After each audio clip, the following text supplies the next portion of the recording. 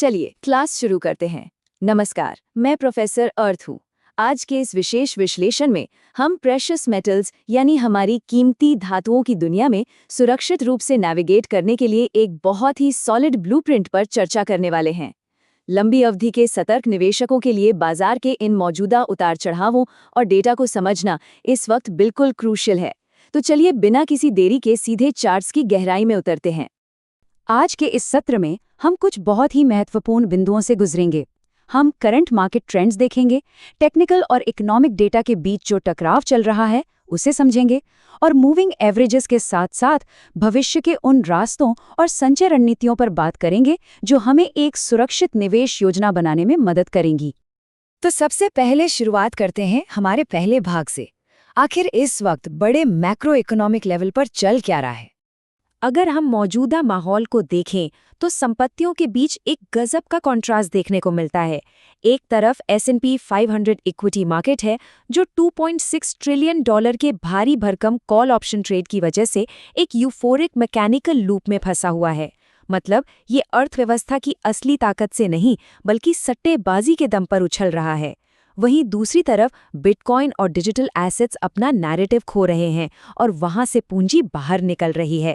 ऐसे में ये बिल्कुल स्पष्ट है कि कैपिटल अब सुरक्षा की तलाश में सेफ हेवन एसेट्स की ओर भाग रही है। और यही वजह है कि बाजार के दिग्गज इस कृत्रिम यूफोरिया को बहुत शक की निगाह से देख रहे हैं। माइकल बरी, जिन्होंने 2008 के वित्तीय संकट की सटीक भविष्यवाणी की थी, उनका मानना है कि आज का ये बाजार 1999 के .com बबल के आखिरी महीनों की याद दिलाता है। वॉरेन बफे जैसे लोग भी ऐतिहासिक रूप से बड़े कैश रिजर्व पर बैठे हैं। ऐसे माहौल में एक अत्यधिक रक्षात्मक और सतर्क रणनीति अपनाना ही सबसे समझदारी भरा कदम है।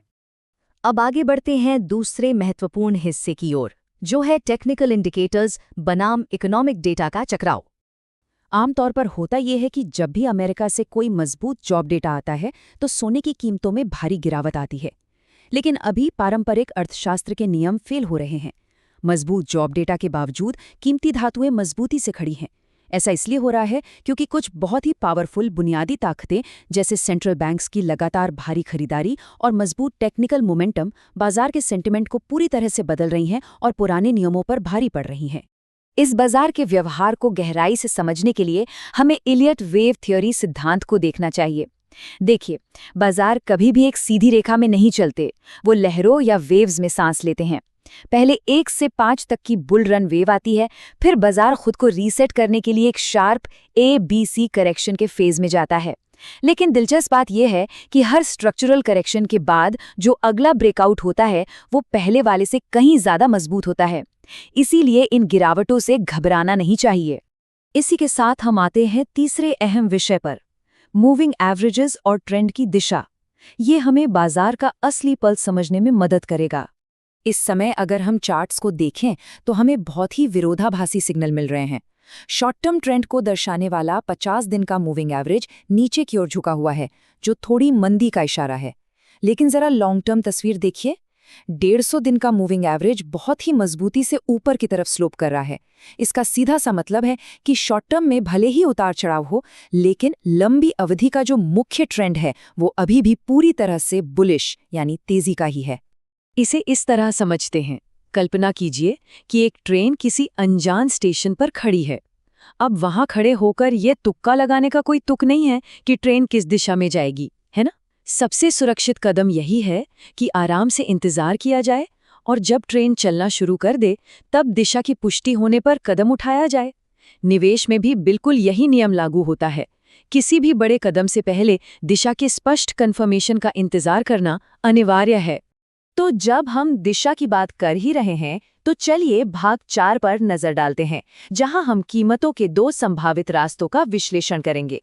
इस वक्त चार्ट्स पर $4,900 का स्तर बिल्कुल एक लक्ष्मण रेखा की तरह काम कर रहा है। सोने को अपनी ऊपर की दिशा यानी वेव 3 को जारी रखने और एक पक्के बुलिश ब्रेकआउट की मोहर लगाने के लिए इस रेजिस्टेंस लाइन को हर हाल में तोड़ना होगा। ये वो निर्णायक बिंदु है जहां से दिशा पूरी तरह स्पष्ट हो जाएगी। और अगर ऐसा होता है तो गणितीय रूप से हम कहाँ पहुंचेंगे? इसके लिए हम भाग 5 में फिबोनाची लेवल्स यानी फ्लोर्स और सीलिंग्स की बात करेंगे। मान लीजिए कि बाजार ऊपर की ओर ब्रेकआउट करता है और उस $4,900 की लक्ष्मण रेखा को पार कर लेता है। ऐसे में फिबोनाची का 1.618 मल्टीप्लायर हमें सीधे $5,642 के एक बेहद नाटकीय ऊपरी लक्ष्य तक ले जाता है। ये इस बात का स्पष्ट सबूत है कि अगर हमारी मौजूदा तीसरी लहर सफल होती है तो ऊपर की तरफ कितना विशाल पोटेंशियल मौजूद है। लेकिन हमें हमेशा दोनों पहलुओं के लिए तैयार रहना चाहिए। अगर बाजार अपना रास्ता बदलता है और नीचे की तरफ आता है तो भी घबराने की जरूरत नहीं है।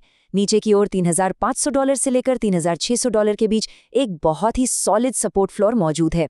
सच कहूं तो बाजार के अति उत्साह को शांत करने के लिए इतनी गिरावट एक बहुत ही स्वाभाविक और हेल्दी प्रक्रिया होगी। और यही कारण है कि लॉन्ग टर्म नजरिया बनाए रखना सबसे ज्यादा जरूरी है। एक बार ऐतिहासिक सुपर साइकिल की टाइमलाइन देखिए। 2011 में हमें एक पीक मिला, उसके बाद 2015 से 2019 तक बाजार ने शांति से एक लंबी बेसलाइन बनाई। इसी धैर्यवान साइकिल के आधार पर 2026 से 2030 के बीच हम $8,000 से भी ऊपर के स्तर का अनुमान लगा रहे हैं।